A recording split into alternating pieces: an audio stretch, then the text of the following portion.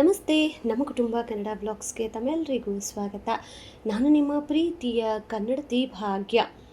Guys, ನನ್ನ ಮಾತಲ್ಲಿ ತೊದಲು ಅಥವಾ ಉಚ್ಚಾರಣೆ ಸರಿ ಬರಲಿಲ್ಲ ಅಂದರೆ ತಪ್ಪು ತಿಳ್ಕೊಬೇಡಿ. ಬಿಕಾಸ್ ಬಾಯೆಲ್ಲ ಹೀಟ್ಗೆ ಗುಳ್ಳೆ ಆಗಿದೆ, ಅದಕ್ಕೇ. ಸೊ ಆದಷ್ಟು ಪ್ರಿಕಾಷನ್ಸ್ ಎಲ್ಲ ತೊಗೋತಾ ಇದ್ದೀನಿ. ಬಟ್ ಸ್ಟಿಲ್ ಅದು ಬಂದಿದೆ ಅಂದರೆ ಒಂದು 3 to 4 ಡೇಸ್ ಆದರೂ ಪೇಯ್ನ್ ಇದ್ದೇ ಇರುತ್ತೆ. ಹಾಗಾಗಿ ಆ್ಯಂಡ್ ಇವತ್ತು ನಾವು ಸ್ಕೂಲ್ ಹತ್ರ ಹೋಗಿದ್ವಿ, ಎಮರ್ಜೆನ್ಸಿ ಅಂತ ಹೇಳಿ. ನಮ್ಗೆ ಅದೇನೋ ಗೊತ್ತಿಲ್ಲ, ಈ ವರ್ಷ ನಾವು ಬೇರೆ ಸ್ಕೂಲ್ಗೆ ಹಾಕಿದ್ದಕ್ಕೋ ಏನೋ ಗೊತ್ತಿಲ್ಲ, ತುಂಬಾ ಸ್ಕೂಲಿಂದ ಟೆನ್ಷನ್ಸ್ ಅಂದರೆ ಟೆನ್ಷನ್ಸು. ಲಾಸ್ಟ್ ಟೈಮ್ ಸ್ಕೂಲಲ್ಲಿ ನಮ್ಗೆ ಇಷ್ಟು ಪ್ರಾಬ್ಲಮ್ ಆಗೇ ಇರಲಿಲ್ಲ. ಈ ಸತಿ ವಾರಕ್ಕೆ 2 ಸತಿ 3 ಸತಿ ಸ್ಕೂಲ್ ಹತ್ರ ಹೋಗೋ ಥರ ಆಗ್ತಾಯಿದೆ. ಅದು ಯಾವಾಗ ಇದೆಲ್ಲ ಕ್ಲಿಯರಾಗಿ ಆರಾಮ್ಸೆ ಲೈಫ್ ಲೀಡ್ ಮಾಡ್ಕೊಂಡು ಹೋಗ್ತೀವೋ ಅಂತ ಅನ್ನಿಸ್ತಾ ಇದೆ. ಪ್ರತಿ ದಿನ ಆದರೆ ಟೆನ್ಷನ್ನು, ಮಗು ಕಾರಲ್ಲಿ ಬರ್ತಾನಾ ಅಥವಾ ವ್ಯಾನಲ್ಲಿ ಬರ್ತಾನಾ ಅಥವಾ ಕನೆಕ್ಟಿಂಗ್ ವ್ಯಾನಲ್ಲಿ ಬರ್ತಾನಾ ಅಂತ. ಸೊ ಇವತ್ತು ದಿಢೀರಂತ ನನಗೆ ಕಾಲ್ ಬರುತ್ತೆ. ಸೊ ಸ್ಕೂಲಿಂದ ಈ ಥರ ನಿಮ್ಮ ಮಗುನ ಕನೆಕ್ಟಿಂಗ್ ಬಸ್ಸಲ್ಲಿ ಕಳಿಸ್ತೀವಿ ಅಂತ. ನಾವು ಅವ್ರಿಗೆ ಆಲ್ರೆಡಿ ಲಾಸ್ಟ್ ಟೈಮ್ ನಾವು ತುಂಬಾ ಸಫರ್ ಆಗಿದ್ದೀವಿ ಲಾಸ್ಟ್ ಇಯರು. ಸೊ ನಮಗೆ ಬೇಡ. ಸೊ ಲಾಸ್ಟ್ ಇಯರ್ ನಮಗೆ ಇನೋವಾ ಸಪ್ರೇಟಾಗಿ ಹಾಕಿದ್ರು. ಅಲ್ಲ ಗುರು, ನಾವು ಲಕ್ಷ ಲಕ್ಷ ಕೊಟ್ಟು ದುಡ್ಡಿಗೆ ಸ್ಕೂಲಿಗೆ ಸೇರಿಸ್ತಾ ಇದ್ದೀವಿ. ಇವ್ರು ಹೇಳ್ದಂಗೆ ನಾವು ಕೇಳಬೇಕು, ನಾವು ಹೇಳ್ದಂಗಲ್ಲ ಅವ್ರು ಕೇಳೋದು. ಅಂದರೆ ನಾನು ಯಾವತ್ತೂ ಈ ಥರ ಎಲ್ಲ ಮಾತಾಡಿರಲಿಲ್ಲ. ಬಿಕಾಸ್ ಸ್ಕೂಲ್ ಅಂದರೆ ನನಗೂ ಸ್ವಲ್ಪ ಮರ್ಯಾದೆ ತುಂಬಾ ಇದೆ, ಜಾಸ್ತಿನೇ ಇದೆ. ಬಟ್ ನಾನು ಯಾವಾಗ ಸ್ಕೂಲ್ ಚೇಂಜ್ ಮಾಡಿದ್ನೋ, ಸೊ ಅವಾಗಿಂದ ಈ ಥರ ನಾನು ಹಳೆ ಸ್ಕೂಲಲ್ಲೇ ಹಾಕಿದರೆ ಮೇ ಬಿ ಈ ಥರ ಟೆನ್ಷನ್ಸ್ ಇರ್ತಿರ್ಲಿಲ್ವೇನೋ. ಸೊ ಸ್ಕೂಲ್ ಚೇಂಜ್ ಆಗಿರೋದಕ್ಕೆ ಸ್ವಲ್ಪ ನಮಗೆ ಟೆನ್ಷನ್ಸು. ಆಮೇಲೆ ದುಡ್ಡು ಮನುಷ್ಯನ ಏನು ಬೇಕಾದರೂ ಮಾಡಿಸುತ್ತೆ ಅನ್ನೋದಕ್ಕೆ ಎಕ್ಸಾಂಪಲ್ ನಾವೇನೆ. ಸೊ ಏನು ಮಾಡೋಕ್ಕಾಗೋದಿಲ್ಲ. ಇನ್ನು ಆಲ್ರೆಡಿ ಅಕಾಡೆಮಿಕಲ್ ಇಯರ್ ಸ್ಟಾರ್ಟ್ ಆಗಿಬಿಟ್ಟಿದೆ. ಸೊ ನಾವು ಬೇರೆ ಸ್ಕೂಲಿಗೆ ಸೇರ್ಸೋಂಗೂ ಇಲ್ಲ, ಈ ಕಡೆ ಇದಕ್ಕೆ ಹಾಕೋಂಗೂ ಇಲ್ಲ. ಸೊ ಒಂಥರ ಇಕ್ಕಟ್ಟಿನ ಪರಿಸ್ಥಿತಿ. ಸೊ ಇವತ್ತು ಏನೋ ಒಂದು ಡಿಸೈಡ್ ಮಾಡಿಬಿಡ್ಬೇಕು ಅಂತಲೇ ನಾನು ನಮ್ಮ ಯಜಮಾನ್ರು ಸ್ಕೂಲ್ ಹತ್ರ ಹೋಗಿ ಅದೇನಿದೆಯೋ ಎಲ್ಲ ಮಾತಾಡಿಕೊಂಡು ವಾಪಸ್ ಬರಬೇಕಾದ್ರೆ ಪರ್ಯಂತನ ಕರ್ಕೊಂಡು, ಹಾಗೆಯೇ ಆನ್ ದ ವೇ ನಮಗೆ ಈ ಬಿಲ್ಲಾಪುರ ಹತ್ರ ತರಕಾರಿ ಎಲ್ಲ ಮಾರ್ತಿರ್ತಾರೆ, ಪ್ಯಾಕೆಟ್ 20 ರೂಪಾಯಿ ಅಂತ. ನನಗೆ ವರ್ತ್ ಅನಿಸುತ್ತೆ. ಬಟ್ ಅಲ್ಲಿ ಒಬ್ಬ ವ್ಯಕ್ತಿ ಬಂದಿದ್ದರು, ಅವ್ರ ಮಿಸ್ಸಸ್ಸು 2 ಪ್ಯಾಕೆಟ್ ಏನೋ ತೊಗೊಂಡ್ರು ಅಷ್ಟೇ. ಆ ವ್ಯಕ್ತಿ ಹೇಳ್ತಾಯಿದ್ರು ದಟ್ ಇಲ್ಲಿ ಏನಕ್ಕೆ ತಗೋತೀರಾ ತರಕಾರಿ ನೀವು, ಅದು ಯಾವುದೋ ಸ್ಟಾರ್ ಮಾರ್ಕೆಟ್ ಇದೆ, ಅಲ್ಲೋಗಿ ಕಡಿಮೆ ಸಿಗುತ್ತೆ, 15 ರೂಪಾಯಿ ಎಲ್ಲ ಸಿಗುತ್ತೆ KG ಅಂತ. ನಾನು ಒಂದು ಹೇಳೋಕ್ಕೆ ಇಷ್ಟಪಡ್ತೀನಿ. ಸೊ 20 ರೂಪಾಯಿ ಒಂದು ಪ್ಯಾಕೆಟ್. ಸೊ ನಾವು ಎಲ್ಲೆಲ್ಲೋ ಎಷ್ಟೆಷ್ಟೋ ಖರ್ಚು ಮಾಡ್ತೀವಿ. ಆ ವ್ಯಕ್ತಿ ಹೇಳಿದ ರೀತಿ ಹೆಂಗಿತ್ತು ಅಂತಂದರೆ, ಇವರೆಲ್ಲ ಮೋಸ ಮಾಡ್ತಾರೆ ನಮಗೆ ಅನ್ನೋ ಥರ ಇತ್ತು. ಬಟ್ ಅವ್ರನ್ನ ನೋಡಿದಾಗ ನಿಜವಾಗ್ಲೂ ಅಯ್ಯೋ ಅನಿಸ್ತತೆ. ಸೊ 20 ರೂಪಾಯಿಗೆ ಅವ್ರು ಅಷ್ಟೊತ್ತಿಂದ ಅಷ್ಟೊತ್ತವರೆಗೂ ಕೂತು ಕೆಲಸ ಮಾಡ್ತಾರೆ.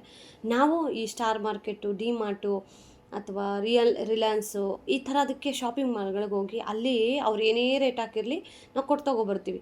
ಸೊ ಇಂಥವ್ರಾದ್ರೂ ನಾವು 200 ರೂಪಾಯಿ ವ್ಯಾಪಾರ ಮಾಡ್ತೀವ, 300 ರೂಪಾಯಿ ವ್ಯಾಪಾರ ಮಾಡ್ತೀವ, ಇನ್ನೂ ಒಂದು ಎರಡು ಪ್ಯಾಕೆಟ್ ಜಾಸ್ತಿ ಕೊಡ್ತಾರೆ, ಆಯಿತಾ. ಬಟ್ ನನಗೇನು ಅನ್ನಿಸ್ತು ಪ್ರೆಸೆಂಟ್ ಅಲ್ಲಿ ಅಂತ ಅಂದರೆ, ಸೊ ಇವರು ಸ್ಟಾರ್ ಮಾರ್ಕೆಟಲ್ಲಿ 15 ರೂಪಾಯಿ KG, ನೀವು ಯಾಕೆ ಇಲ್ಲಿ ತೊಗೋತೀರಾ ಅಂತ ಅಂದಾಗ ನಾನು ಒಂದೇ ಹೇಳಿದ್ದವರಿಗೆ, ಇಲ್ಲ ನಾವು ರೈತರಿಗೆ ಹೆಲ್ಪ್ ಮಾಡಬೇಕು, ನಾವು ಹೆಲ್ಪ್ ಮಾಡ್ತೀವಿ ಅಷ್ಟೇ, ಪರವಾಗಿಲ್ಲ ನಮ್ಗೆ 5 ರೂಪಾಯಿ ಜಾಸ್ತಿ ಆದ್ರೂ ಅಂತ. ಬಟ್ ನಾನು ಎಲ್ಲ ರೈತರು ಒಂದೇ ಅಂತಲೂ ಹೇಳಲ್ಲ. ತುಂಬ ಜನ ರೈತರು ನಮ್ಮ ಮೇಲೇ ಮೋಸ ಮಾಡೋದು ಇರುತ್ತೆ, ಆಯಿತಾ. ಕೆಲವೊಬ್ಬರಂತೂ ಒಳಗಡೆ ಎಲ್ಲ ಗಲೀಜಾಗಿರೋದು ಹಾಕ್ಬಿಡ್ತಾರೆ, ಕುಲ್ತೋಗಿರೋದು ಹಾಕಿ ಮೇಲ್ಗಡೆ ಎಲ್ಲ ಚೆನ್ನಾಗಿರೋದು. ಬಟ್ ಕೆಲವೊಂದು ಸಾರಿ ಜೆನ್ಯೂನಾಗಿ ಕೆಲಸ ಮಾಡೋ ರೈತರಿಗೂ ಈ ಥರ ಒಂದು ಬ್ಯಾಡ್ ನೇಮು. ಬಟ್ ನಾನು ಇಲ್ಲಿ ತುಂಬ ಒಂದು 1 ಇಯರಿಂದ ನಾನು ಸ್ಕೂಲ್ಗೆ ನಾವು ಹೊಸ ಸ್ಕೂಲ್ಗೆ ಏನು ಜಾಯಿನ್ ಮಾಡಿದ್ವಲ್ಲ, ಅವಾಗಿಂದ ಇವಾಗವರೆಗೂ ನಾವು ಪರ್ಚೇಸ್ ಮಾಡ್ತಾಯಿದ್ದೀವಿ. ಬಟ್ ಅಲ್ಲಿಂದ ಇಲ್ಲಿವರೆಗೂ ನಿಜವಾಗ್ಲೂ ಕ್ವಾಲಿಟಿ ಚೆನ್ನಾಗಿರುತ್ತೆ, ಕ್ವಾಂಟಿಟಿನೂ ಚೆನ್ನಾಗಿರುತ್ತೆ. 20 ರೂಪಾಯಿ. ಸೊ ನಾನು ಹೋದರೆ ಆ ಕಡೆ ಒಂದು 300-250 ರೂಪಾಯಿ ಮೇಲೇ ನಾನು ವ್ಯಾಪಾರ ಮಾಡ್ಕೊಬರೋದು. ಆ್ಯಂಡ್ ಇವತ್ತು ಅಷ್ಟೇ ನೀವು ನೋಡ್ಬೋದು ಏನೇನೆಲ್ಲ ತರಕಾರಿ ತಂದಿದ್ದೀನಿ, ಅದಷ್ಟು ಪ್ಯಾಕೆಟು ಸೋರೆಕಾಯಿ, ನುಗ್ಗೆಕಾಯಿ ಎಲ್ಲನೂ 20 ಈಚ್. ಸೊ ನಾನು ಅಷ್ಟು ತೊಗೊಂಡಿರೋದಕ್ಕೆ ಪಾಪ ಅವರು ಒಂದು ಮೂಲಂಗಿ ಕವರ್ ಎಕ್ಸ್ಟ್ರಾ ಕೊಟ್ಟರು. ಸೊ ಅದು ಒಂದು ಪ್ರೀತಿ ವಿಶ್ವಾಸ ಅಷ್ಟೇ. ನನಗೆ ಬೇಕು ಅಂತ ಕೇಳೋಂಗೂ ಇಲ್ಲ, ನಾವು 10 ರೂಪಾಯಿ ಪ್ಯಾಕೆಟ್ ಕಮ್ಮಿ ಮಾಡ್ಕೊಳ್ಳಿ ಅಂತ ಕೇಳೋ ಹಂಗೂ ಇಲ್ಲ, ಓಕೆನಾ. ಸೊ ಅದು ಗಿವ್ ಆ್ಯಂಡ್ ಟೇಕ್ ಪಾಲಿಸಿ ಥರ ತೊಗೊಂಡ್ವಿ, ವಾಪಸ್ ಮನೆಗೆ ಬಂದ್ವಿ. ಸೊ ಮನೆಗೆ ಬರಬೇಕಾದ್ರೂ ಅಷ್ಟೇ 100 ಸತಿ ನಮ್ಮ ಯಜಮಾನ್ರ ಹತ್ರ ಹೇಳಿದ್ದೀನಿ, ಏನು ರೀ ನಮ್ಗೆ ಈ ಟೆನ್ಷನ್ ಯಾವಾಗ ಕಡಿಮೆ ಆಗತ್ತೆ ರೀ ಅಂತ. ಯಾಕೋ ಗೊತ್ತಿಲ್ಲ, ಸ್ಟಾರ್ಟಿಂಗಿಂದನೇ ಒಂಥರ ಟೆನ್ಷನ್ಸ್ ಸ್ಕೂಲ್ದು. ಅಯ್ಯಪ್ಪ ಈ ವರ್ಷ ಹೆಂಗೆ ಕಳೀತೀವೋ ಅಂತ ಅನ್ನಿಸ್ತಾ ಇದೆ.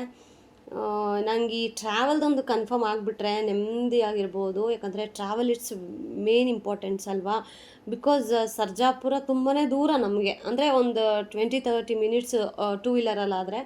ಇನ್ನು ವ್ಯಾನ್ಗಳಲ್ಲಿ ಅಂತಂದರೆ ಲೆಕ್ಕ ಹಾಕ್ಕೊಳ್ಳಿ ನೀವೇ 45 ಮಿನಿಟ್ಸ್ 1 ಅವರ್ ಆ ಥರ ಬೇಕಾಗತ್ತೆ. ಬಟ್ ಪರಿಯನ್ ತುಂಬ ಟಯರ್ಡ್ ಆಗಿಬಿಡ್ತಾನೆ. ಈಗ ಅವನು ಗ್ರೇಡ್ 2 ಬೇರೆ ಆಗಿರೋದ್ರಿಂದ ಸ್ವಲ್ಪ ಹೋಮ್ವರ್ಕ್ಸು ಎಲ್ಲನೂ ಜಾಸ್ತಿನೇ ಇರುತ್ತೆ. ಸೊ ಹಾಗಾಗಿ ನಾನು ರಿಸ್ಕ್ ತೊಗೊಳಕ್ಕೆ ಇಷ್ಟ ಇಲ್ಲದೆ ಫಸ್ಟ್ ಇದೊಂದು ನಮಗೆ ಕನ್ಕ್ಲೂಷನ್ ಬಂದುಬಿಡಲಿ ಅಂತ ಹೇಳಿ ಸ್ವಲ್ಪ ಸ್ಕೂಲು ಮನೆ ಇದೇ ಥರ ಆಗೋಯ್ತು. ಆ್ಯಂಡ್ ವೀಡಿಯೋಸನ್ನು ನಾನು ಕಂಟಿನ್ಯೂಸ್ ಆಗಿ ಯಾಕೆ ನಾನು ಹಾಕೋಕ್ಕಾಗ್ತಾಯಿಲ್ಲ ಅಂದರೆ ಅದು ಒಂದು ಮೇನ್ ರೀಸನ್ ಅಂತ ಹೇಳ್ಬೋದು. ಮನಸ್ಸು ಫ್ರೀ ಇದ್ದರೆ ಒಂದೊಳ್ಳೆ ಕಂಟೆಂಟ್ ಮಾಡಬಹುದು. ಮೈಂಡು ಮತ್ತು ಮನಸ್ಸು ಎಲ್ಲನೂ ಯಾವುದೋ ಒಂದು ತಲೆ ಬಿಸಿಗೆ ಹಾಕ್ಕೊಬಿಟ್ರೆ ಯಾವ ಕೆಲಸನೂ ಮಾಡೋಕ್ಕಾಗಲ್ಲ. ಅದೇ ಥರ ನಮ್ಮ ಪರಿಸ್ಥಿತಿನೂ ಆಗಿದೆ. ಸೊ ಹೋಪ್ಫುಲಿ ರಾಶಿಗದೆ ಎಲ್ಲ ಒಳ್ಳೆಯದಾಗತ್ತೆ ಅಂತ ಅಂದ್ಕೊಂಡಿದ್ದೀನಿ. ಆ್ಯಂಡ್ ಆಗಲೇ ನಾನು ಹೇಳ್ತಾ ಇದ್ನಲ್ವಾ ರೈತರ ಬಗ್ಗೆ ಅಂತ ಹೇಳಿ. ಈಗ ಒಬ್ಬ ರೈತ ಪಾಪ ಅವನು ಬಂದಿರೋ ಲಾಭನೂ ಎಕ್ಸ್ಪೆಕ್ಟ್ ಮಾಡೋದಿಲ್ಲ. ನಾವು ಡೈರೆಕ್ಟೀಗ ತೋಟ ಎಲ್ಲ ಮಾಡ್ತಾ ಇರ್ತಾರಲ್ಲ, ಸೊ ಅಲ್ಲಿ ಹೋಗಿ ನಾವು ಅಲ್ಲೇ ಪರ್ಚೇಸ್ ಮಾಡಿದ್ರೆ ಈಗ ನಾವು KG 80 ರೂಪಾಯಿ ಅಂತ ಅಂದ್ಕೊಳ್ಳಿ. ನಾವು ತೋಟದ ಹತ್ರ ಹೋಗಿ ಸರಿ ಆಯಿತು 1 kg ಕೊಡಿ ಅಂತ ಅಂದಾಗ 1 kgಗಿಂತ ಜಾಸ್ತಿನೇ ಕೊಡ್ತಾರೆ. ಆದರೆ ತೊಗೊಳ್ಳೋದು 80 ರೂಪಾಯಿ ತೊಗೋತಾರೆ. ಯಾಕೆ? ಅಯ್ಯೋ ಲಾಭ ಬಂದಿಲ್ಲ ಅಂದರೂ ಪರವಾಗಿಲ್ಲ, ಇಷ್ಟು ದೂರ ಬಂದಿದ್ದಾರಲ್ಲ ತೊಗೊಂಡೋಗ್ಲಿ ಬಿಡು, ನಾವು ತಿನ್ನೋದು ಅವರು ತಿನ್ನೋದು ಅಂತಾರ ಲೆಕ್ಕ.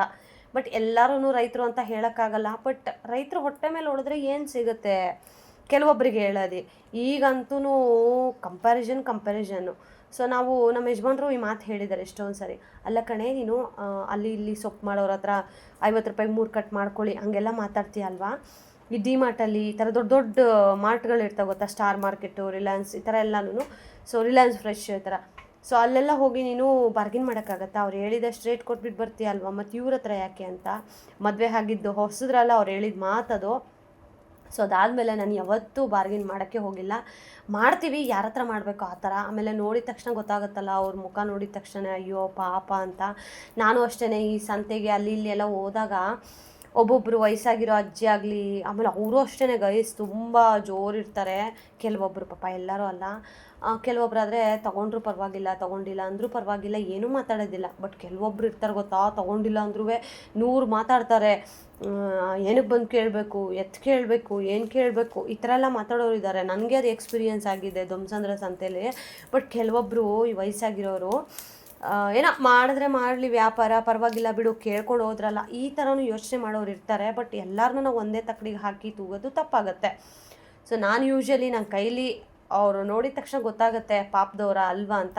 ಸೊ ಆ ಥರ ಏನಾದರೂ ಇದ್ದಾರೆ ಅಂದರೆ ನಾನು ಅಂಥವ್ರ ಹತ್ರನೇ ಹೋಗಿ ವ್ಯಾಪಾರ ಮಾಡಿ ತೊಗೊಬರ್ತೀನಿ. ಪಾಪ ಅವರು ಲಾಭಕ್ಕಿಂತ ಅಯ್ಯೋ ಸದ್ಯ ತಂದಿರೋದು ವ್ಯಾಪಾರ ಆದರೆ ಸಾಕಪ್ಪ ಅಂತ. ಬಟ್ ಈಗಂತೂ ನಮಗೆ ನ್ಯೂಸಲ್ಲೂ ರೈತರ ಜಗಳ ಪಾಪ ಒಂಥರ ಅದನ್ನು ನೋಡೋಕ್ಕೆ ಒಂಥರ ಬೇಜಾರಾಗುತ್ತೆ. And one more thing guys, ನಾನು ನಿನ್ನೆ ಸ್ವಲ್ಪ ಹೋಗಿದ್ನಲ್ವಾ ತರಕಾರಿ ಸ್ಕೂಲ್ ಹತ್ರ ಅಂತ ಹೇಳಿದ್ನಲ್ಲ, ಒಂದು ಸಡನ್ನಾಗಿ ನಾವು ಒಂದು ಜಾಗದ ಹತ್ರ ನಿಲ್ಲಿಸಿದ್ವಿ ಆಯಿತಾ. ರ್ಯಾಂಡಮ್ ಆಗಿ ಏನೋ ಕಾಲ್ ಬಂತು ಅಂತ ಹಸ್ಬೆಂಡ್ಗೆ. ಅಲ್ಲಿ ಒಂದು ಬೇಕ್ರಿ ಇದೆ, ಬೇಕ್ರಿಯಲ್ಲಿ ಒಂದು ಹುಡುಗಿ ಆವಾಗ ತಾನೇ ಬಂದಳು. ಹುಡುಗಿ ಮೀನ್ಸ್ ಮದುವೆ ಆಗಿದೆ. ಓಕೆ, ಆ ಹುಡುಗಿ ಹಾಕಿದ್ದಿದ್ದು ಬಟ್ಟೆ ನೋಡಿದ್ರೆ ನಿಜವಾಗ್ಲೂ ಒಂಥರ ನನಗೇನೆ ಅಸಹ್ಯ ಅನಿಸುತ್ತೆ. ಹೆಣ್ಮಕ್ಳಿಗೆ ಅವಮಾನ ಅಂತ. ಯಾಕೆ ಇದನ್ನು ಹೇಳ್ತಾ ಇದ್ದೀನಿ ಅಂತಂದರೆ, ಕೆಲವೊಬ್ಬರು ನಿಮಗೂ ಇದು ಎಕ್ಸ್ಪೀರಿಯೆನ್ಸ್ ಆಗಿರುತ್ತೆ. ಸೊ ಯಾರಿಗಾದರೂ ಈ ಥರ ಎಕ್ಸ್ಪೀರಿಯೆನ್ಸ್ ಆಗಿದ್ದರೆ ದಯವಿಟ್ಟು ಕಮೆಂಟ್ಸಲ್ಲಿ ನೀವು ಕಮೆಂಟ್ ಮಾಡಿ. ಸೊ ದಟ್ ಆ ಥರ ಇರೋರಿಗೆ ಸ್ವಲ್ಪ ಆದರೂ ಒಂದು ಮಟ್ಟಿಗಾದರೂ ಅರ್ಥ ಆಗಲಿ ಅನ್ನೋದಷ್ಟೇ ನನ್ನ ಒಂದು ಅಭಿಪ್ರಾಯ. ಹೋದರೆ ವೈಟ್ ಕಲರ್ ಡ್ರೆಸ್ ಹಾಕಿದ್ದಾಳೆ. ಸೊ ಯೂಶ್ವಲಿ ನಾವು ವೈಟ್ ಕಲರ್ಸ್ ವೇರ್ ಮಾಡ್ತೀವಿ ಅಂತಂದರೆ ಅದರೊಳಗಡೆ ಎಷ್ಟು ಅಂದರೆ ಸೇಫ್ಟಿ ಇನ್ನರ್ ವೇರ್ಸ್ ಎಷ್ಟು ಹಾಕಿರಬೇಕು ಅಷ್ಟು ಹಾಕಿರ್ತೀವಿ, ಅಥವಾ ಪ್ಯಾಡೆಡ್ ಬ್ರಾ ಹಾಕಿರ್ತೀವಿ. ಆಮೇಲೆ ಅದ್ರ ಮೇಲೆ ಪೆಟ್ಟಿಕೋಟ್ ಎಲ್ಲ ಅಂದರೆ ನಮ್ಮ ಸೇಫ್ಟಿ ನಾವು ಹಾಕಿರ್ತೀವಿ ಅಲ್ವಾ. ಕಾಮನ್ ಸೆನ್ಸ್ ಇದು ಎಲ್ಲ ಹೆಣ್ಮಕ್ಳಿಗೂ ಗೊತ್ತಾಗುತ್ತೆ. ಆ್ಯಂಡ್ ಮೋರೋವರ್ ಈಗ ರೆಡಿ ಆದ ತಕ್ಷಣ ಆಪೋಸಿಟಲ್ಲಿ ಕನ್ನಡಿ ಅಂತೂ ನೋಡ್ತಾರೆ. ಸೊ ಆ ಹುಡುಗಿ ಮದುವೆನೂ ಆಗಿ ಇವಾಗ ನನ್ನನ್ನೇ ತೊಗೊಳೋದಾದರೆ ನನ್ನ ಗಂಡಂಗೆ ನಿಂತ್ಕೊಂಡು ರೆಡಿ ಆದಮೇಲೆ ನಾನು ಗಂಡಂಗೆ ತೋರಿಸ್ತೀನಿ ರೀ ಚೆನ್ನಾಗಿದ್ದೀನ ಎಲ್ಲ ಓಕೆನಾ ಅಂತ. ಸೊ ನೋಡಿ ಎಲ್ಲ ಓಕೆ ಚೆನ್ನಾಗಿದೆ ಇದೇ ಇರಲಿ ಬಾ ಅಂತ ಕರ್ಕೊಂಡು ಹೋಗ್ತಾರೆ. ಸೊ ಕಾಮನ್ ಸೆನ್ಸ್ ಅದು. ನಾನು ಅವ್ಳಿಗೆ ತಪ್ಪು ಅಂತಲೂ ಹೇಳ್ತಾ ಇಲ್ಲ, ಜಸ್ಟ್ ನಿಮಗೂ ಈ ಥರ ಎಕ್ಸ್ಪೀರಿಯೆನ್ಸ್ ಆಗಿದೆಯಾ ಅನ್ನೋದಕ್ಕೆ. ನನಗಂತೂ ಲೈಫಲ್ಲಿ ಇದು ಮೇ ಬಿ 3-4 ಟೈಮ್ ಏನೋ ನನಗೆ ಈ ಬ್ಯಾಡ್ ಎಕ್ಸ್ಪೀರಿಯೆನ್ಸ್ ಆಗ್ತಾ ಇರೋದು. ಇಷ್ಟು ದಿನ ಶೈ ಇತ್ತು, ಅಂದರೆ ಬೇಜಾರು ಭಯ. ಈಗ ಹೆಣ್ಮಕ್ಳು ಬಗ್ಗೆನೇ ನಾವು ಈ ಥರ ಮಾತಾಡಿದ್ರೆ ನಮಗೆ ನಾವೇ ಬಿಟ್ಕೊಟ್ಟಾಗುತ್ತೆ ಅಂತ ನಾನು ತುಂಬಾ ಕಂಟ್ರೋಲ್ ಮಾಡಿದೆ. ಬಟ್ ನೆನ್ನೆ ಆಗಿದ್ದ ಇನ್ಸಿಡೆಂಟು ಲಿಟ್ರಲಿ ಇವತ್ತು ನನ್ನನ್ನು ಮಾತಾಡ್ಸೋ ಥರ ಮಾಡ್ತಾಯಿದೆ. ಅಲ್ಲಿ ನಾನೊಬ್ಬಳೇ ಇದ್ದಿದ್ದು, ನಾನು ನನ್ನ ಮಗ, ನಮ್ಮ ಯಜಮಾನ್ರು ಕಾಲ್ ಬಂತಂತ ಸೈಡ್ಗೆ ಹಾಕಿ ಗಾಡೀಲಿ ಮೇಲೇ ಕೂತಿದ್ದೀವಿ ನಾವು. ಆಗ ಒಂದು ಬೇಕ್ರಿಗೆ ಒಂದು ಹುಡುಗಿ ಬರುತ್ತೆ. ಮೇ ಬಿ ಹೊಸದಾಗಿ ಮದುವೆ ಆಗಿದೆಯಾ ಅಥವಾ ಮದುವೆ ಆಗಿ ಜಾಸ್ತಿ ದಿನ ಆಗಿದೆಯಾ ಗೊತ್ತಿಲ್ಲ, ಬಟ್ ಕಾಲುಂಗ್ರ, ಮಾಂಗಲ್ಯ ಎಲ್ಲ ಇತ್ತು. ಸೊ ಹುಡುಗಿ ವೈಟ್ ಕಲರ್ ಡ್ರೆಸ್ ಹಾಕಿದ್ದಾಳೆ ಅಂತ ಅಂದಮೇಲೆ ಸ್ವಲ್ಪ ಸೇಫ್ಟಿ ಮೆಷರ್ಮೆಂಟ್ಸ್ ಎಲ್ಲ ಹಾಕ್ಕೋಬೇಕಾಗತ್ತೆ. Because white it's transparent, so ನೀಟಾಗಿ ಒಳ ಉಡುಪುಗಳೆಲ್ಲ ಕಾಣ್ತಾ ಇರುತ್ತೆ. ಅದು ಎಲ್ಲಾದರೂ ಹೋಗಲಿ, ಫ್ರಂಟಲ್ಲೂ ಅಷ್ಟೇ ತುಂಬ ತೀರಾ ಅಸಹ್ಯವಾಗೆಲ್ಲ ಕಾಣಿಸ್ತಾ ಇರುತ್ತೆ. ನನಗೆ ಜಸ್ಟ್ ನಾನು ಆಚೆ ಅಲ್ಲಿ ಬೇಕ್ರಿ ಒಳಗಡೆನೂ ಹೋಗಿಲ್ಲ, ಜಸ್ಟ್ ನಾನು ಆಚೆ ಇದ್ದೀನಿ ಅಷ್ಟೇನೆ. ಸೊ ನನಗೆ ಅದನ್ನು ನೋಡಿದ ತಕ್ಷಣ ಒಂಥರ ಬೇಜಾರಾಗೋಯ್ತು. ಏನಪ್ಪ ಇವರು ಮಾನ ಮರ್ಯಾದೆ ಇಲ್ವಾ, ಹಾಕ್ಕೊಳ್ಳೋ ಬಟ್ಟೆಗಾದರೂ ಸ್ವಲ್ಪ ರೆಸ್ಪೆಕ್ಟ್ ಬೇಡವಾ, ಏನು ಈ ಥರ ಬಟ್ಟೆ. ಪಾಪ ಅವರು ಅಂಗಡಿಯವರು ಏನು ಬೇಕು ಅಂತ ಅವ್ರು ಅಸಭ್ಯವಾಗಿ ನಡ್ಕೋತಾರೆ? ಖಂಡಿತ ಇಲ್ಲ. ಸೊ ನಾರ್ಮಲಾಗಿ ನೀವು ಹೋಗಿ ಮೈ ತುಂಬ ಬಟ್ಟೆ ಹಾಕ್ಕೊಂಡು ಮರ್ಯಾದೆ ಕೊಟ್ಟು ಹೋಗಿ, ಅವರು ನಿಮಗೆ ಮರ್ಯಾದೆ ಕೊಡ್ತಾರೆ, ಏನಕ್ಕ ಏನು ಬೇಕು ಅಂತ. ಅದೇ ನೀವು ಚಂಗ್ಲಂಗೆ ಆಡ್ಕೊಂಡು ಹೋದರೆ ಅವರು ಚಂಗ್ಲಾಗೆ ನಿಮ್ಮ ಹತ್ರ ಮಾತಾಡ್ತಾರೆ. ಸೊ ನಾನು ಆ ಹುಡುಗಿ ನೋಡಿದಾಗ ನನಗೆ ಲಿಟ್ರಲಿ ತೆಗ್ದು 2 ಕೆನ್ನೆಗೆ ಬಾರಿಸ್ಬಿಟ್ಟು ಹೇಳೋಣ ಅಂತ.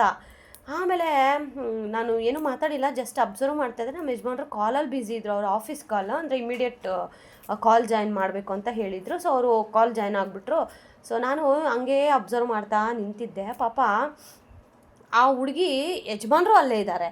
ಅವ್ರ ಯಜಮಾನ್ರಿಗಾದರೂ ಗೊತ್ತಾಗೋದು ಬೇಡವಾ? ಅಲ್ಲಷ್ಟು ಜನ ಬೇಕ್ರಿಲಿ ಎಷ್ಟು ಜನ ಇದ್ದಾರೆ, ಅಷ್ಟೂ ಜನ ಅವ್ರ ಹೆಂಡ್ತಿನ ಒಂಥರ ನೋಡ್ತಾ ಇದ್ದಾರೆ. ಅಂದರೆ ಅರ್ಥ ಮಾಡ್ಕೊಳ್ಳಿ, ಬಿಳಿ ಕಲರ್ ಅಂದರೆ ವೈಟ್ ಡ್ರೆಸ್ ಹಾಕಿದ್ದಾಳೆ ವಿತೌಟ್ ವೇಲ್, ಒಳಗಡೆ ಹಾಕಿರೋ ಇನ್ನರ್ ವೇರ್ಸ್ ಎಲ್ಲವೂ ಕಾಣ್ತಾ ಇದೆ. ಎಕ್ಸ್ಪೆಷಲಿ ನನಗೆ ಹೆಂಗೆ ಹೇಳ್ಬೇಕು ಗೊತ್ತಾಗ್ತಾ ಇಲ್ಲ, ಎಲ್ಲ ಕಾಣಿಸ್ತಾ ಇದೆ. ಓಕೆ, ಲಿಟ್ರಲಿ ನನಗೇನೆ ಒಂಥರ ಶೇಮ್ ಫೀಲ್ ಆಯಿತು. ಏನು ಹೆಣ್ಮಕ್ಳು ಈ ಮಟ್ಟಿಗೆ ಇಳಿತಾರಾ ಅನ್ನೋ ಥರನೇ ನನಗೆ ಒಂಥರ ಬೇಜಾರಾಯಿತು. ನೋಡೋಣ ಅಂತ ಹೇಳ್ಬಿಟ್ಟು ನಾನು ಅಬ್ಸರ್ವ್ ಮಾಡ್ಕೊಂಡು ನಿಂತಿದ್ದೀನಿ. ಆ ಹುಡುಗಿಗೆ ಅಲ್ಲಾದರೂ ಗೊತ್ತಾಗುತ್ತಾ ಇಲ್ವಾ ಅಂತ. ಲಿಟ್ರಲಿ ಆ ಹುಡುಗಿಗೆ ಅಷ್ಟೂ ಜನ ಫನ್ ಮಾಡ್ಕೊಂಡು ನಗ್ತಾ ಇದ್ದಿದ್ದಾಗಲಿ, ಅವಳನ್ನ ನೋಡ್ತಾ ಇದ್ದಿದ್ದು ಬಿಹೇವಿಯರ್ ಆಗಲಿ, ಆ ಹುಡುಗಿಗೆ ಗೊತ್ತಿದ್ದು ಇಗ್ನೋರ್ ಮಾಡ್ತಾ ಇದ್ದಾಳ ಅಥವಾ ಬೇಕು ಅಂತಲೇ ಇಗ್ನೋರ್ ಮಾಡ್ತಾ ಇದ್ದಾಳ ಅಂತ ನನಗೆ ಗೊತ್ತಿಲ್ಲ. But still she ignore very well. Literally ನಂಗೆ ಹೆಂಗೆ ಅನ್ನಿಸ್ತು, ಇದು ನನಗೆ ಒಂದೇ ಸತಿ ಅಲ್ಲ, ಎಷ್ಟೊಂದು ಸತಿ, ಬಟ್ ಎಲ್ಲೂ ನಾ ಹೇಳಿಲ್ಲ ಗೈಸ್. ಯಾಕೆಂತಂದರೆ ನಾವು ಒಬ್ಬರು ಹೆಣ್ಮಕ್ಳನ್ನ ಆ ಥರ ಬೆರಳು ತೋರಿಸಿ ಮಾತಾಡೋದು ತಪ್ಪಾಗತ್ತೆ ಅಂತ ಭಾವನೆಯಲ್ಲಿ ನಾನು ಯಾವತ್ತೂ ವಿಡಿಯೋದಲ್ಲಿ ಹೇಳಿಲ್ಲ. ಮೇ ಬಿ ನಿಮಗೂ ಈ ಥರ ಎಕ್ಸ್ಪೀರಿಯೆನ್ಸ್ ಆಗಿರುತ್ತೆ ನಿಮ್ಮ ಅಕ್ಕಪಕ್ಕ ಮನೆಗಳಲ್ಲಿ, ಅಥವಾ ಇರ್ತಾರೆ ಕೆಲವೊಬ್ಬರು 3 ಬಿಟ್ಟು ಊರಿಗೆ ದೊಡ್ಡವರು ಅಂತ. ಅವ್ರು ಹಾಕೋ ಬಟ್ಟೆಗಳು ಆಗಲಿ, ನಾನು ವೇಲ್ ಹಾಕ್ಕೊಂಡು ಹೋಗಿ ಅಂತ ನಾನು ಹೇಳೋದೇ ಇಲ್ಲ ಆಯಿತಾ. ಹಾಕೋ ಬಟ್ಟೆ ಕನ್ನಡಿ ನೋಡ್ಕೊಳ್ಳಿ. ರೆಡಿಯಾಗಿ ಮನೆಯಿಂದ ಆಚೆ ಹೋಗ್ತಾ ಇದ್ದೀವಿ ಅಂತಂದರೆ ಸ್ವಲ್ಪ ಮೇಲಿಂದ ಕಾಲಿನವರೆಗೂ ಸ್ವಲ್ಪ ನೋಡಿಕೊಂಡು ಮನೆಯಿಂದ ಆಚೆ ಹೋಗಿ. ಲಿಟ್ರಲಿ ಹೆಂಗೆ ನನಗೊಂಥರ ಬೇಜಾರಾಯಿತು ಅಂತಂದರೆ ತೆಗ್ದು 2 ಕೊಡೋಣ ಅನ್ನೋಷ್ಟು ಕೋಪ ಬಂತು guys. But we are helpless, ಏನು ಮಾಡೋಕ್ಕಾಗಲ್ಲ, ಪ್ರಪಂಚ ಹಿಂಗಿದೆ. ನಾವು ಚೇಂಜ್ ಮಾಡೋಕ್ಕೆ ಹೋದರೆ ನಮ್ಮನ್ನೇ ಏನೋ ಬ್ಲೇಮ್ ಆಗಿ ತಪ್ಪಾಗಿ ಮಾಡೋ ಜನಗಳು ಇರ್ತಾರೆ. ಹೋಪ್ ನಿಮಗೂ ಒಂದಲ್ಲ ಒಂದು ಸತಿ ಈ ಥರ ಫನ್ನಿ ಇನ್ಸಿಡೆಂಟ್ಸ್ ಆಗಿರುತ್ತೆ. ಫನ್ನಿ ಎಲ್ಲ ಇಟ್ಸ್ ಸೀರಿಯಸ್. ನಾವು ಒಂದು ಹೆಣ್ಮಗಳ ಸ್ಥಾನದಲ್ಲಿ ನಿಂತ್ಕೊಂಡು ಅಲ್ಲಿದ್ದಾಗ ಇಟ್ ಹರ್ಟ್ಸ್. ಸೊ ನಿಮಗೂ ಈ ಥರ ಆಗಿದ್ರೆ ಒಂದು ಕಮೆಂಟ್ ಹಾಕಿ, ಹೌದು ನಮಗೂ ಈ ಥರ ಎಕ್ಸ್ಪೀರಿಯೆನ್ಸ್ ಆಗಿದೆ ಅಂತ. ಲೆಟ್ ಸಿ ಎಷ್ಟು ಜನಕ್ಕೆ ಈ ಥರ ಎಕ್ಸ್ಪೀರಿಯೆನ್ಸ್ ಆಗಿದೆ ಅಂತ. ಆಮೇಲೆ ಇದಕ್ಕೂ ಬಂದು ಕಮೆಂಟ್ ಹಾಕಬೇಡಿ. ಡೈರೆಕ್ಟಾಗಿ ನೀವೇ ಹೋಗಿ ಹುಡುಗಿಗೆ ಹೇಳ್ಬೋದಾಗಿತ್ತಲ್ವಾ ಏನಮ್ಮ ಇದು ಅಂತ. ಡೈರೆಕ್ಟಾಗಿ ಹೋಗಿ ಹುಡುಗಿಗೆ ಹೇಳಿದ್ರೆ ನನ್ನ ಇಷ್ಟ, ನನ್ನ ಬಟ್ಟೆ ನನ್ನ ಇಷ್ಟ, ನಿಮ್ಗೇನು ಕಷ್ಟ ಅಂತಾರೆ. ಸೊ ಅಂಥವ್ರಿಗೆ ಏನು ಹೇಳೋದು? ಅದಕ್ಕೆ ಸುಮ್ಮನೆ ಸೈಲೆಂಟಾಗಿ ಬರಬೇಕು. ಇದು ಒಂದು ಇನ್ಸಿಡೆಂಟ್ ಆಗಿದ್ದರೆ ನಾನು ಶೇರ್ ಮಾಡ್ತಿರ್ಲಿಲ್ಲ, ಈ ಥರ ಎಷ್ಟೋ ಇನ್ಸಿಡೆಂಟ್ಸು. ಸೊ ಫೈನಲಿ ಇವತ್ತು ಯಾಕೋ ಶೇರ್ ಮಾಡಬೇಕು ಅಂತ ಅನ್ನಿಸ್ತು. ಬಿಕಾಸ್ ಆ ಮೂಮೆಂಟ್ ಒಂಥರ ಹೆಣ್ಮಕ್ಳೇ ತಲೆ ಬಗ್ಸೋ ಥರ ಇತ್ತು. ಸೊ ಇದ್ರ ಬಗ್ಗೆ ಆದಷ್ಟು ಬೇಗ ಇನ್ನೊಂದು ವೀಡಿಯೋ ಹಾಕ್ತೀನಿ. ಆ್ಯಂಡ್ ಇದನ್ನು ಬ್ಯಾಡಾಗಂತೂ ನೀವು ಪೋಟ್ರೆ ಮಾಡಬೇಡಿ. ಓಕೆ, ನನ್ನ ಅನಿಸಿಕೆನ ನಾನು ಹೇಳಿದ್ದೀನಿ.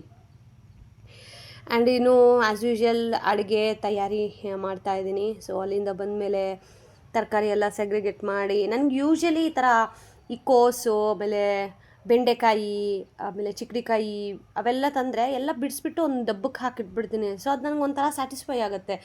ಇಲ್ಲಾಂದರೆ ಕವರ್ ಎಲ್ಲಿ ನೋಡಿದ್ರು ಕವರ್, ಫ್ರಿಜ್ ತೆಗೆದ್ರೆ ಕವರ್, ಇದೇ ಥರ ಆಗಿಬಿಡುತ್ತೆ. ಅದಕ್ಕೇ ಸೊ ಆ್ಯಂಡ್ ಇನ್ನು ಇವತ್ತು ರಾತ್ರಿ ಊಟಕ್ಕೆ ಅಂತ ಹೇಳಿ ಬೆಂಡೆಕಾಯಿ ಸಾಂಬಾರು ಮಾಡಿಬಿಡೋಣ ಅಂತ ಹೇಳಿ ಯೂಶಲಿ ನಾನು ಏನು ಮಾಡ್ತಾಯಿದ್ದೆ ಗೊತ್ತಾ, ಎಲ್ಲ ಬೆಂಡೆಕಾಯಿನೂ ಒರೆಸ್ಬಿಟ್ಟು ಕಟ್ ಮಾಡ್ತಾಯಿದ್ದೆ. ಅವಾಗ ಎಷ್ಟೊಂದು ಬೆಂಡೆಕಾಯಿ ಒಂಥರ ಬತ್ತೋಗ್ಬಿಟ್ಟಿತ್ತು, ವೇಸ್ಟಾಗಿ ಒರೆಸ್ತಾ ಇದ್ದೆ. ಅದಕ್ಕೆ ಇವತ್ತು ನಾನು ಒಂದು ಟ್ರಿಕ್ಸನ್ನು ಫಾಲೋ ಮಾಡಿದೆ. ಫಸ್ಟಿಗೆ ಬೆಂಡೆಕಾಯಿ ಯಾವುದೆಲ್ಲ ಚೆನ್ನಾಗಿದೆಯೋ ಈ ಥರ ತೊಟ್ಟ ಮುರಿದು ನೋಡಿ ಚೆನ್ನಾಗಿರೋದು ಮಾತ್ರ ಒರೆಸ್ಕೊಂಡು ಮಾಡ್ಕೊಳ್ಳೋಣ ಅಲ್ವಾ ಗೈಸ್. ಅದಕ್ಕೆ ಸ್ಮಾರ್ಟಾಗಿ ವರ್ಕ್ ಮಾಡಬೇಕು, ನಂತರ ತಲೆ ಇಲ್ಲದೆ ವರ್ಕ್ ಮಾಡಬೇಡಿ. ಆಮೇಲೆ ನನಗೆ ಇದು ಯಾಕೋ ಈಸಿ ಅಂತ ಅನ್ನಿಸ್ತು, ಎಲ್ಲ ವರ್ಷಕ್ಕೆ ಕೂತ್ಕೊಳ್ಳೋಕ್ಕಿಂತ ಚೆನ್ನಾಗಿರೋದು ನಾವಿವಾಗ ಅಡುಗೆಗೆ ಯೂಸ್ ಮಾಡೋ ಅಂಥದ್ದನ್ನು ಒರೆಸಿ ತೊಳೆದ್ಕೊಂಡು ನೀಟಾಗಿ ಕಟ್ ಮಾಡಿ ಸಾಂಬಾರು ಪಲ್ಯನೋ ಏನೋ ಮಾಡ್ಕೊಬೋದು ಅಲ್ವಾ. ಸೊ ಮೀನ್ ವೈಲ್ ಪಾತ್ರೆನೂ ತೊಳ್ಕೊಂಡೆ, ಅದನ್ನು ವೀಡಿಯೋ ಹಾಕಿದರೆ ಇನ್ನೂ ಶುದ್ಧ ಲೆಂತಿ ಆಗಿಬಿಡುತ್ತೆ, ಅದಕ್ಕೆ ಹಾಕಿಲ್ಲ. ಆಮೇಲೆ ತುಂಬ ಜನ ನನಗೆ ಕಮೆಂಟ್ ಹಾಕೋದೇ ಗೊತ್ತಾ, ಅಕ್ಕ ನೀವು ಬೇರೆಯವ್ರ ಬಗ್ಗೆ ಯೋಚನೆ ಮಾಡಿಬಿಡಿ ಅಕ್ಕ, ನಿಮಗೆ ಹುಷಾರಿಲ್ಲ, ನೀವು ನಿಮ್ಮ ಹೆಲ್ತ್ ನೋಡ್ಕೊಳ್ಳಿ ಅಂತ. ಆಬ್ವಿಯಸ್ಲಿ ನೀವು ನನ್ನ ಮೇಲಿರೋ ಪ್ರೀತಿಗೋಸ್ಕರ ಹೀಗೆಲ್ಲ ಹೇಳ್ತಾ ಇದ್ರೆ ಗೊತ್ತು. ಬಟ್ ಏನು ಗೊತ್ತಾ, ಕೆಲವೊಬ್ಬರಿಗೆ ನಾವು ಆನ್ಸರ್ ಮಾಡಲೇಬೇಕು. ನಾವು ಸುಮ್ಮನೆ ಇದ್ದಷ್ಟು ಇವ್ರ ಕೈಯಲ್ಲಿ ಏನಾಗುತ್ತೆ, ಬಿಡು ನಾನು ಹೇಳಿದ್ರೆ ಅವಳು ಏನು ಮಾಡೋಕ್ಕಾಗಲ್ಲ, ಈ ಥರ ಆಗುತ್ತೆ. ಹಾಗಂತ ಅದನ್ನು ಮನ್ಸಿಗೆ ತೊಗೊಂಡು ಡಿಪ್ರೆಷನ್ ಕೂತ್ಕೊಂಡು ಅಯ್ಯೋ ಹಿಂಗಾಗೋಯ್ತು, ನೋ ಚಾನ್ಸ್. ನಾನು ನಿಮ್ಮ ಕನ್ನಡತಿ ಭಾಗ್ಯ. So I am very strong. ಕೆಲವೊಂದು ಸಾರಿ ನಾನು ವೀಕ್ ಆಗಿರೋದು ಉಂಟು, but not every time. Okay, ನಾನು ತುಂಬಾ ಸ್ಟ್ರಾಂಗ್ ಅಂತ ನಂಗೆ ಗೊತ್ತು. ಬಟ್ ಕೆಲವೊಬ್ಬರಿಗೆ ಆನ್ಸರ್ ನಾವು ಕೊಡಲೇಬೇಕು, ಓಕೆನಾ. ಆಮೇಲೆ ಒಬ್ಬರು ಕಮೆಂಟ್ ಮಾಡಿದರು, ನಾನು ಮೊನ್ನೆ ಪೂಜೆದು ವಿಡಿಯೋ ಹಾಕಿದಾಗ, ಯಾಕೆ ನೀವು ನಿಮ್ಮ ಅತ್ತೆ ಫೋಟೋ ಮಾತ್ರ ಇಟ್ಕೊಂಡಿದ್ದೀರಾ, ನಿಮ್ಮ ಮಾವನ ಫೋಟೋ ಯಾಕೆ ಇಟ್ಕೊಂಡಿಲ್ಲ ಅಂತ. ಅದಕ್ಕೆ ನಾನು ಸಪ್ರೇಟ್ ವಿಡಿಯೋ ಮಾಡ್ತೀನಿ ಅಂತ ಹೇಳಿದೆ, ಬಟ್ ನಂಗೆ ಟೈಮ್ ಸಾಕಾಗ್ತಲ್ಲ, ಇದೇ ವಿಡಿಯೋದಲ್ಲೇ ಶೇರ್ ಮಾಡ್ತೀನಿ. ಮೇ ಬಿ ಅವರು ಕೊನೆವರೆಗೂ ವಿಡಿಯೋ ನೋಡಿದ್ರೆ ಗೊತ್ತಾಗುತ್ತೆ ನಾನು ಯಾಕೆ ನಮ್ಮ ಅತ್ತೆಯವ್ರ ಫೋಟೋ ಮಾತ್ರ ನಾವು ಮನೇಲಿ ಇಟ್ಕೊಂಡಿದ್ದೀವಿ ಅಂತ, ಆಯಿತಾ. ಸೊ ಇವಾಗ ನೀವೆಲ್ಲನೂ ಆಸ್ತಿ ಎಲ್ಲ ಭಾಗ ಮಾಡ್ಕೋತೀರ ಗೊತ್ತಾ, ನನಗೆ ಈ ಜಮೀನು ಅಂತ. ಸೊ ಹಾಗೇನೆ ನಾವು ನಮ್ಮ ಅತ್ತೆನ ತೊಗೊಂಡಿದ್ದೀವಿ, ಕೆಳಗಡೆ ಮನೆಯವರು ನಮ್ಮ ಮಾವನ್ನ ಬಾಡಿಗೆ ಅಂದರೆ ಅವ್ರು ತೊಗೊಂಡಿದ್ದಾರೆ ಅಂತ ಹಂಗೆ ಹೇಳ್ತೀನಿ ಅಂದ್ಕೊಂಡ್ರಾ. ಹಂಗಲ್ಲ ಗೈಸ್, ಫ್ಯಾಕ್ಟ್ ಬೇರೆಯೇ.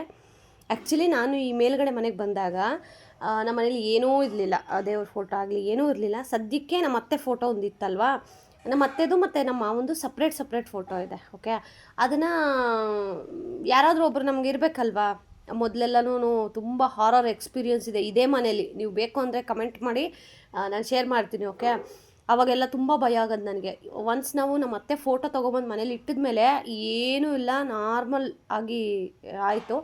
ಸೊ ಅದ್ರ ಬಗ್ಗೆ ಬೇಕು ಅಂದರೆ ಕಮೆಂಟ್ ಮಾಡಿ, ನಾನು ನೆಕ್ಸ್ಟ್ ವೀಡಿಯೋದಲ್ಲಿ ಶೇರ್ ಮಾಡ್ತೀನಿ. ಸೊ ಅಷ್ಟೇ, ಅದು ಬಿಟ್ಟು ಅವ್ರನ್ನ ಯಾಕೆ ಹಾಕಿಲ್ಲ ಇವ್ರನ್ನ ಹಾಕಿ ಆ ಥರ ಇಲ್ಲ. ಆ್ಯಕ್ಚುಲಿ ನಮ್ಮ ಪ್ಲ್ಯಾನ್ ಇರೋದೇನೆಂದರೆ, ನಮ್ಮ ಅತ್ತೆದು ನಮ್ಮ ಮಾವದು ಎರಡನ್ನೂ ಮರ್ಜ್ ಮಾಡಿ ಪಕ್ಕ ಒಂದೇ ಫೋಟೋದಲ್ಲಿ ಆ ಥರ ಮಾಡಿಸ್ಕೊಳ್ಳೋಣ ಅಂತ ಹೇಳಿ ಪ್ಲ್ಯಾನ್ ಮಾಡಿದ್ದೀವಿ. ಲೆಟ್ಸ್ ಸಿ ಎಲ್ಲಿವರೆಗೂ ಆಗುತ್ತೋ ಅದು ಅಂತ. ಬಟ್ ಅದು ಮಾಡೋಕ್ಕೇ ಆಗ್ತಾಯಿಲ್ಲ. ಆ್ಯಂಡ್ ಇನ್ನೊಂದೇನು ಅಂತಂದರೆ, ನಮ್ಮ ಅತ್ತೆ ಗೋರಿ ಕಟ್ಟೋಕ್ಕೂ ಅಷ್ಟೇ ಅನ್ಕೋತಾನೇ ಇದ್ದೀವಿ ಕಟ್ಟೋಣ ಅಂತ. ಬಟ್ ಅದಕ್ಕೆ ಟೈಮೇ ಸರಿ ಆಗ್ತಾಯಿಲ್ಲ, ಅಂದರೆ ಮಾಡೋಕ್ಕೆ ಆಗ್ತಾಯಿಲ್ಲ. ಇದು ಯಾಕೆ, ಯಾವ ಥರ, ಲಿಟ್ರಲಿ ನನಗೆ ಗೊತ್ತಿಲ್ಲ ಗೈಸ್. ಗೊತ್ತಿದ್ರೆ ಯಾರಾದರೂ ಕಮೆಂಟ್ ಮಾಡಿ.